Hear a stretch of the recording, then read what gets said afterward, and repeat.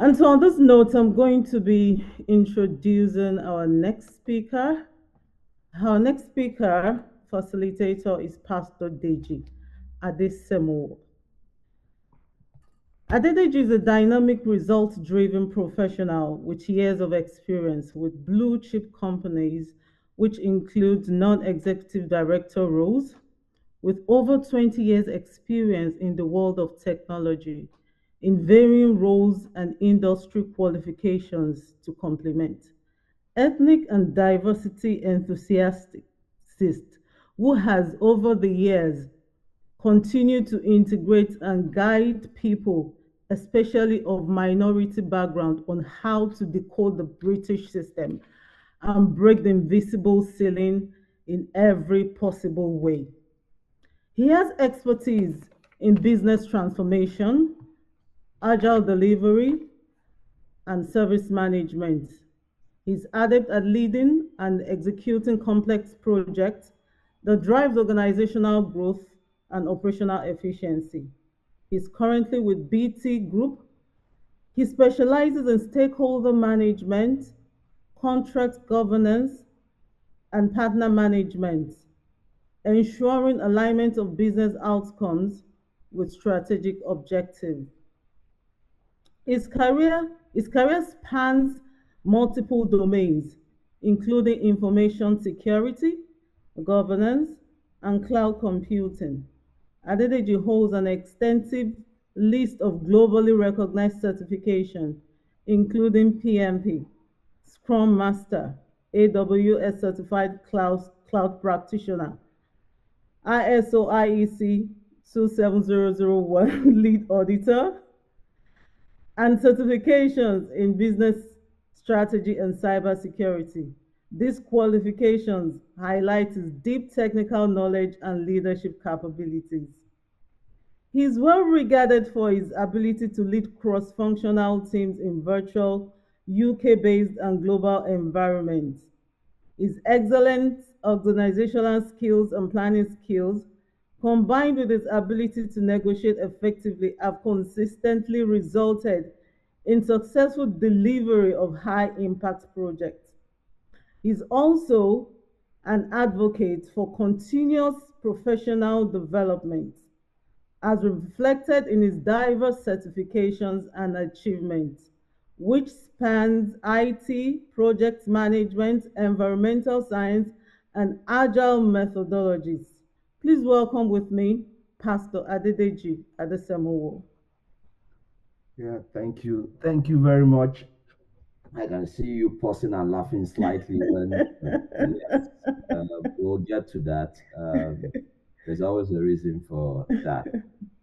If you don't mind, if you indulge me, I would want to share my screen, if that's all right.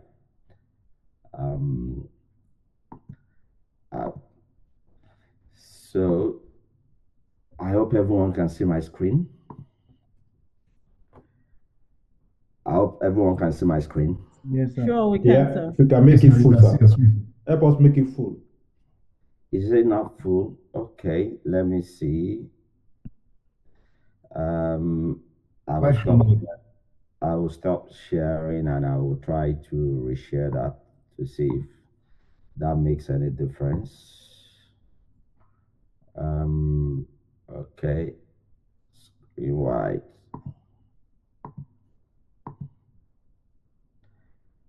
So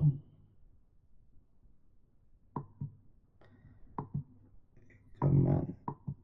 I am sharing it like technology is playing ball, as we say.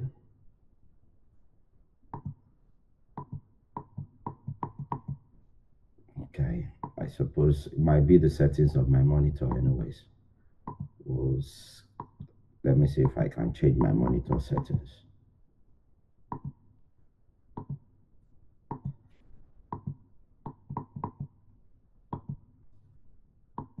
Okay, bear with me. This is technology, and this is why I enjoy it, even with the top level management. Yeah, it's always fun when they go in, and hence they have what they call executive assistants to do this for them. I think while we are waiting for you, sir, Yes. we can also encourage people. If you have questions, we've taken 3 sections, and so we want to encourage everyone to look at the It's chat still box. not full screen yet, is it? It's not yet. I think when you go I on the think it's slideshow, okay. you should. It's still not full screen yet, is it? It's not I yet. think just to make it in presentation mode. And Mode, that's all. yeah. It's already in presentation mode, so So probably showing on your other screen. yeah. Well, so it's already in presentation mode. So I think we can work with this. No, don't worry. I'll discontinue this. I'll fire this in the background while I continue talking. So perhaps you might be able to share it quicker from your own end. I'm connected to like 3, 4 monitors here. Everything else. Okay. So it's manic my world. So I will start with why I'm very. This has been a passion for me, though it stopped after a while, and I will tell you the reason why I stopped after a while. I came into this country some 20 years ago. It's a different era completely. And when I first came into this country, it was a different ball game for people like me trying to break into the world of IT and everything else. It was difficult completely. I came in like everyone else. I did all the jobs that were available and everyone else, but I had my passion. I haven't left Nigeria. I wanted to get into IT, and everyone else were saying you can't do IT in the UK because you have not studied here. Plus, I have a degree in biochemistry, which is a different ball game entirely. But I had my passion, I had my goals. Like everyone else, I would say I paid my dues. I did other jobs. I worked in the rail industry. I worked Pret a Manger. I did every other job. But in doing all those, I never lost my focus, is what I would say. Because at any point in time, I would always find one excuse or the other to leave work and attend IT interviews. So, and one of the things I would say, and one of the questions I was asked, some questions I would ask is, have you left your passion behind? And the reason I want to share this slide, I've sent it, Basam, whoever can show it on screen. So one of the questions I usually ask people when I go to these seminars are a few questions. And the first one will be, what was your dream when you were leaving your country of origin? We all had dreams. But it appears over time, most of us have left it at Muritala Mohammed when we got here. And it may appear like that because the struggles of UK is a different ball game. And when people come in and begin to hustle, as they say it, which is what I will call a job, is different from what I will call career. So most people don't even know the difference between a job and a career. I ask people, what over time, I'm happy for you to survive, but over time, what is it that has prevented you from moving on beyond that? And I've done a bit of research and I found out that the environment you first get into, your immediate contact determines the way you forge ahead in most of these developing countries. So if you come into the first set of people you meet, no disregard, are people in the security job industry or care job industry.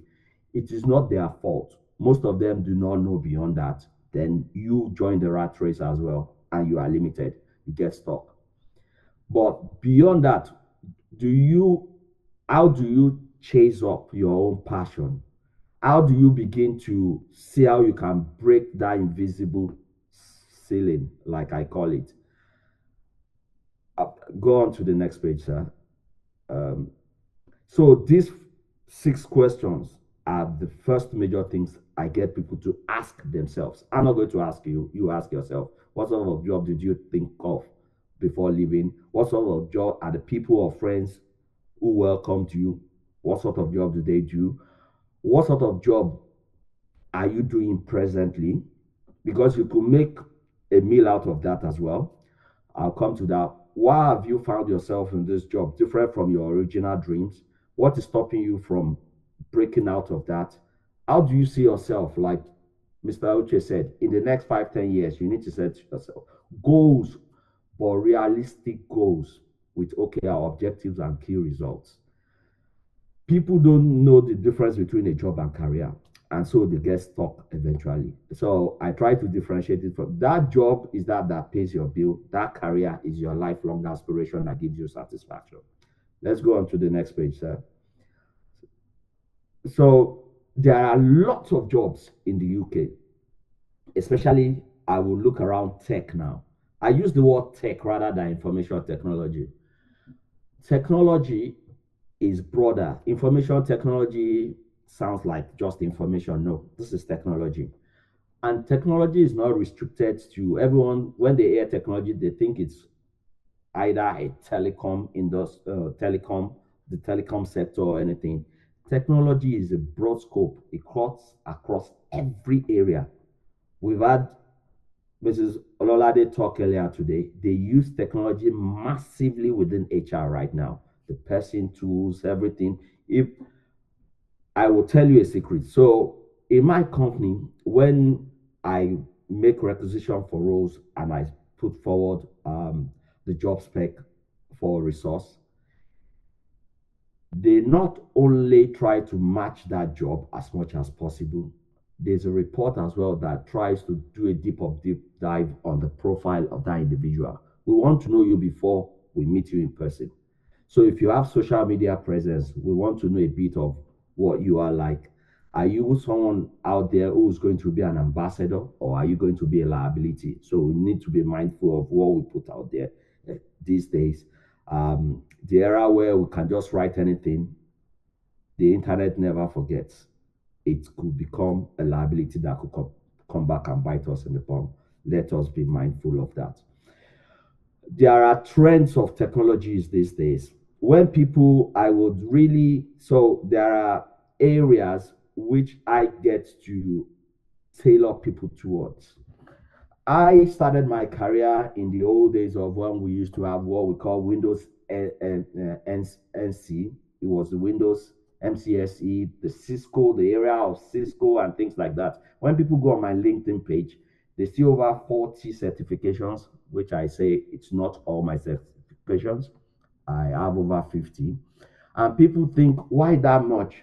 And I've told them over time, like in the world of medicine or in any other sector, it is a very dynamic world. And you have to be on the horizon for the next big thing. Lots of people I met in this country were into IT or tech, but I left them behind because they became complacent. Whatever was in vogue during their own time, they thought it was going to last forever. Nothing lasts forever. There is no permanent champion. There's only a reigning champion. So in the world of technology, it's the same thing. When I first came in, Cisco was the big thing. I rode the waves. Along the way, we heard Juniper came in. I jumped away from Cisco onto Juniper. While I was still playing with Juniper, there was something called Alcatel Lucent, Red Bar Alcatel Lucent. We jumped on it. Checkpoint, we jumped on it. Prince 2 came along.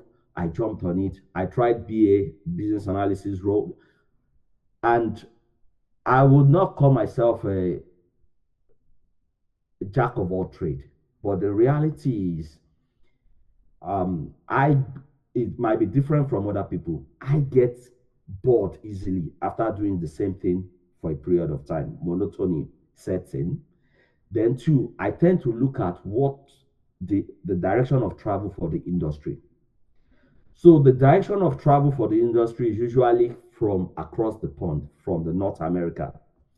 The difference between North America, which is Canada and the US and the UK, is over there, your degree might pave way for you along with the certification in that order. In the UK, it is the other way around. There's nothing wrong in having a degree, like I tell people. In the UK, a lot of people have come into the country because they've come in to do their master's degree, their PhD, or their first degree. It's a good entry point into the UK. But in the UK, if you are not in the financials, in the area of health, medicine, and things like that, degree is highly overrated. It's good to have it for self-fulfillment, and then it's better to have it later in the future if you are going for senior leadership position and things like that, to have an MBA or anything. But thinking your BSc degree is going to open door for you in the world of tech in UK is almost, I'm not saying it's not possible, but it's almost impossible. And the reason I will tell you is, when you start looking on the job board, I tell people, don't train for the industry you want to get into. So if you're interested in cybersecurity, look at what they're asking for. If you're interested in networking, if you're interested in DevOps, programming, or any area, don't invent the qualification in your own head. Look on the job board first. What are they asking for? Are they asking for a particular skill set? How can I acquire it? Is this something I can do hands-on? Register for labs online. I will show you links now. I will show you links to websites where you can pay £15 a month and have access to play around in AWS space. You build everything, tear it down, rebuild it, you play around. You need hands-on. Don't go and do I have had brothers in this country who wanted to break into project management because they saw me doing PM roles, and in the days where we were earning big money as contractors before I went permanent, and they jumped onto the uni to go and do an MSc in project management. He didn't tell me. He wanted to surprise me, but he ended up surprising himself, because when he finished the program, he came to me and I said, he now has MS. And I said, well, in as much as you've spent nearly 10,000 doing MSc, but I don't think it's fit for purpose for the project management you want to go in. And he wouldn't understand that. And he kept applying for job with his MSc until he came to terms to understand that UK is built on certification. And I ask people, do you know the reason for that? Most people don't know. And it's because even our parents' era, ACCA started from UK. ACA started from UK. Chartered Institute of Surveyors started from, even if you have a BS in quantity survey or anything, you still need to register with Chartered Institute of Surveyors, Chartered Institute of Facilities. So UK is work experience and practical oriented rather than that paper qualification. And so when you are in Rome, you do as the Romans. If there's any area you want to get dabble into, especially in the area of technology, don't train first. Look at the job requirements. Do what I would call reverse engineering. So if they're asking for Prince 2, go and train for Prince 2. If they're asking for Python, go and learn Python. If they're asking for JavaScript, learn it. Not all area is technical. I started out with the technical hands-on, but I can't tell you that if you placed me in an environment in what I used to work on, Cisco or anything, I'll be moping like a complete dummy now, because all I've done in the last 10 years has been soft skills. And everyone, the mention of when you say, can you look for job in Vodafone or BT, or people are like, I'm not an engineer. I'm not into engineering or networking. You don't have to be. It's like working for the NHS. Not everyone are doctors. Not everyone are nurses. Not everyone are clinicians. You have the HR unit, you have the IT guys in there, you have supply guys in there, you have logistics in there, you have every area you can think of. And so don't limit yourself to that mindset. So we need to first get ourselves out of that mindset of thinking, because I have to go and do engineering or programming. You don't have to be a programmer. ITIL is an area of IT that covers almost everything from change management, incident management, relationship management. It's broad, it's endless, and it's all soft skills. You complement and support the guys who are programmers or do any of the technical stuff. Not not all of us are built to be programmers or technical people. So get that right. It's good to have all the skill sets. Learn AI and machine learning. So in here, I've mentioned cybersecurity. Cybersecurity is broad. I'll quickly go through some of the skill sets. Cybersecurity is, I would say, is into two separate areas. We have the guys who do what we call the governance side of it. They are the hands-off guys. They are what we call the GRC, governance, risk, and compliance. They write the policies that are used. So it's more on the high level. And as a matter of fact, GRC is part of the inbuilt training for every top executives in any company. So you have to go through that training as well. I was forced into ISO 27001 as well as part of that training. Once you get to that level, security as part of mindset is standard. Then we have the guys who we call the hands-on guys, the techie guys. That's divided into two. They usually work in what we call the SOC, Security Operations Centers. You'd either be what you call the blue team. Those ones are the ones fortifying and defending the network. And you have the guys who are in the red team, who are usually guys who are the what we call the pen test guys, the hackers. They are looking for vulnerability around the clock. Usually they get to work remotely because they are trying to make hostile state, whatever someone else is trying to do to see vulnerability around the wall, your walls. You will need to learn programming. You start with the basics of Python on Linux because you use Kali Linux and some other tools. It's rewarding and it's a big thing. And I tell people that area, don't write off security either hands off or hands on, because the next third world war will not be missile. It's going to be cyber war. Everything we have is on national grid, from our water to electricity to gas to even the rail, the flight. Imagine shutting down electricity, the national grid. How many people will die in the hospitals?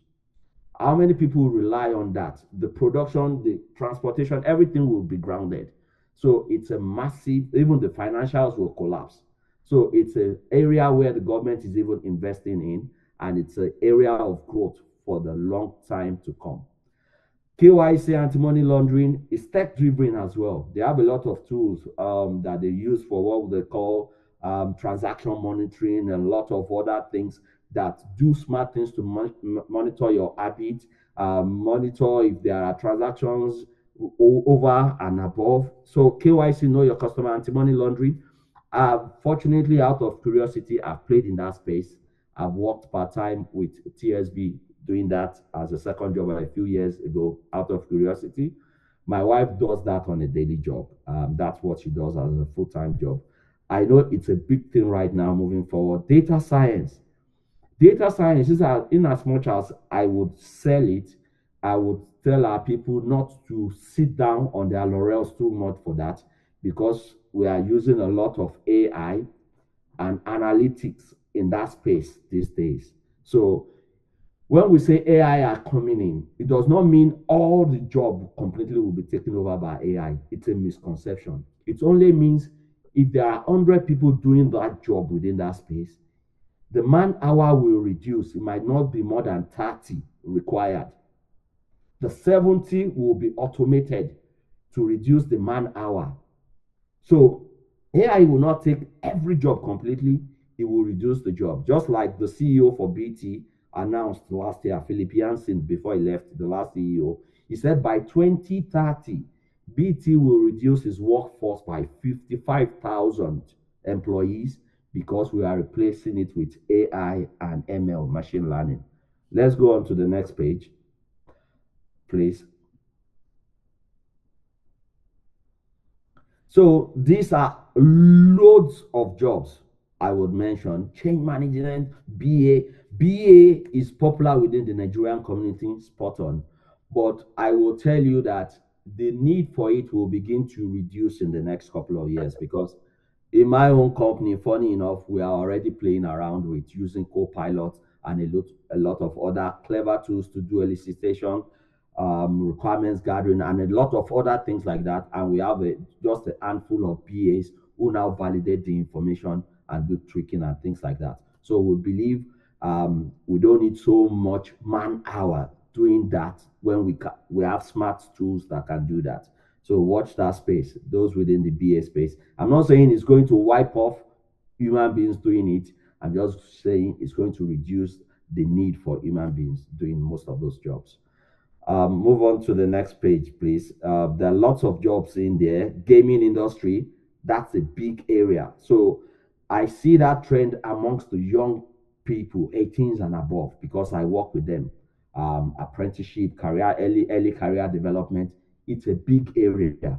AI and the gaming industry and virtual reality world is massive industry, and it's bound to grow because in the near future, these virtual meetings right now will put on our VAR devices and will all appear as if we are collectively in the same physical location. You can see what's happening there. I can see what's happening in here. Everybody can see each other. So it will be as if we are all in the same physical location. Watch that space. It's a margin area. So cloud engineering, you can overemphasize that. A lot of people don't even understand what cloud engineering is all about. And I laugh and I say, cloud is not as if you put it in the cloud. You are just borrowing someone else's PC to use it while it's not hosted on your physical site. So that's where data center engineering comes in, because it needs to be hosted in the data center. Some people will need to understand how you will be able to maintain that virtual space, which we call cloud. There are different flavors: AWS, Oracle, Google has its own version, Microsoft has its own Azure. There's a lot, but look into that, because it's not so much programming, because it's all what we call graphical user interface. You can click on this, drag this, click on that. Don't be scared. Even the world of programming has changed. There's what they call programming without coding now. So if you want to build an application, you don't need to type in the script. You can drag and drop and build an app. So development without you even programming. The programming is at the back end. I don't want our people to be scared, thinking, yeah, you have to be technically savvy to be able to do this. No, it's a misconception. Let's move ahead. Let's go on to the next page, if you don't mind, please. So I will say, so tech domain. So these are some of the skills I think are worth looking at for the immediate future.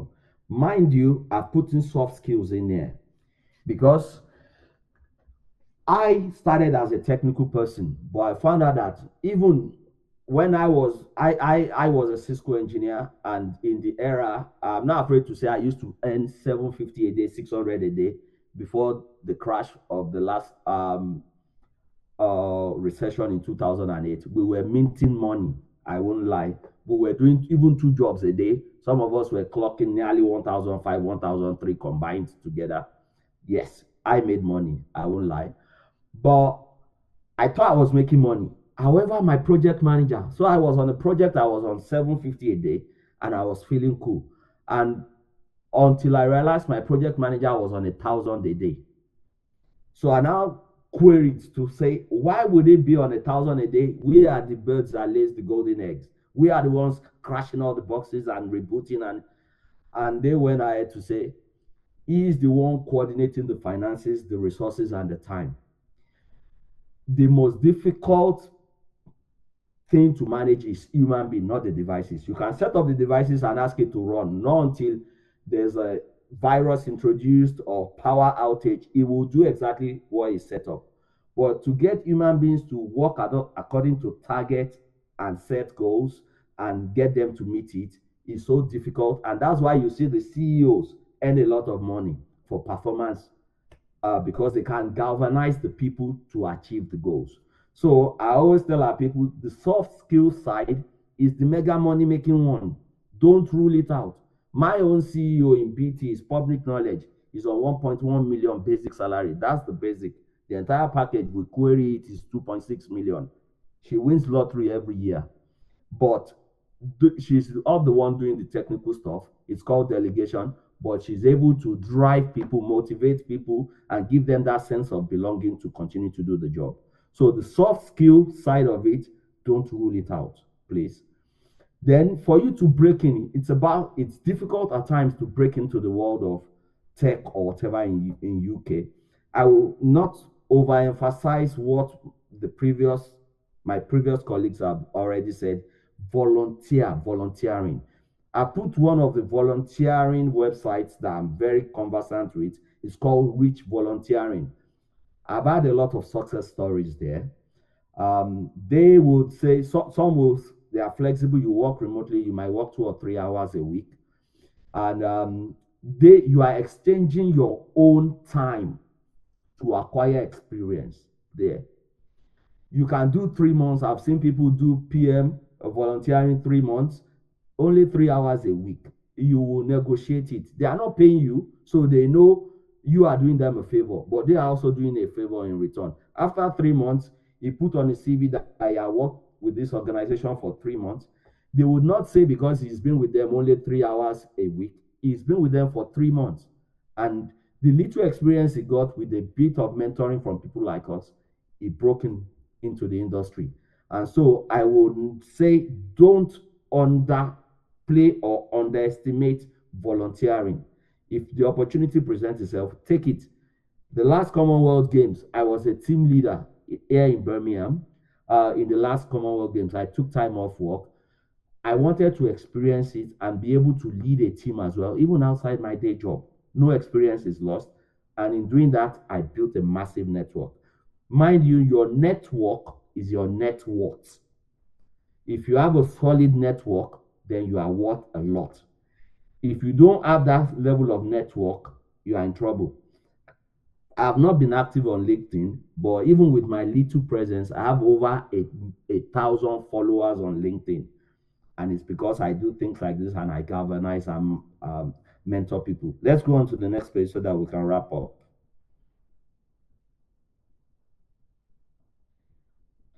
So I put in a couple of tools. I'm happy to share this after the call. So for those who are looking for sponsorship in the UK, there's a site I know I've been able to have a few success stories. You pay some stipends, but they are really helpful. It's called UK Visa Jobs. Some of you know it, some of you may not know it.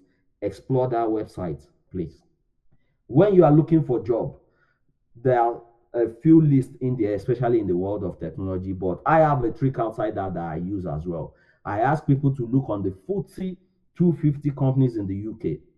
That's the top 250 companies on the stock exchange. Pick that list, download it. When you have time, downtime, your weekend is not only for YouTube or any or one day party. Look on those websites, go on their career portals and apply for jobs. Register on it, apply. Look at the FTSE 250. It's a good opportunity for you to explore the big companies in the UK. Don't forget about that. Training. I have a few portals there. WizLab is one of the labs in there. You can train. For instance, I will tell you my own cybersecurity training. I did it with a company called Zoom Group. It's online. It's based out in India, but every weekend I log on. There's a lab. I need to configure, tear this down, do a bit of penetration testing, ethical hacking, everything. They charge me 25,000 India rupees, which is about £230 for the training over a 3 months period. For the same training in the UK, if I had to pay for that, it will cost me nothing less than £5,000. So the world is now a small village. Take advantage of it. Online training, online resources, hands-on. You'll be surprised that it's easier than what you thought. Most of you play around with PowerPoint, play around with games and things like that. It's the same mentality. You play around with it every day, it becomes second nature. People like us who work in the industry, if we don't use it every day, you will forget. There is no magic about it. When you go to interview, they can tell if you have experience, because when they ask you a question, you will answer it beyond the question limit itself. That is what they call experience. But when you are struggling to make sense of it, then you do not have that experience that you claim. Let's move on to the next page, please. So, looking at time right now, these are a list of jobs that are sunsetting because of AI and machine learning. Mind you, I'm not saying it's going to disappear completely or AI taking it over completely. It will reduce the man hour, the human beings interaction. So if there are 100 people doing it, like I said, it goes down to 30, because we can crash it quicker, error free, and it's continuous round the clock, like people who need time out to take on break or close for the day. It's not exhaustive. This list, there's a lot, but these are the few that I've been able to work with some think tank within my organization to look at how this can be taken advantage of, how we can build this for some of our customers who are our back-end customers, to provide it as a package, not just because when people think of BT, they see BT as only telephone line or broadband. No, it's a technology company. We provide beyond that, and we provide what we call turnkey solution as well.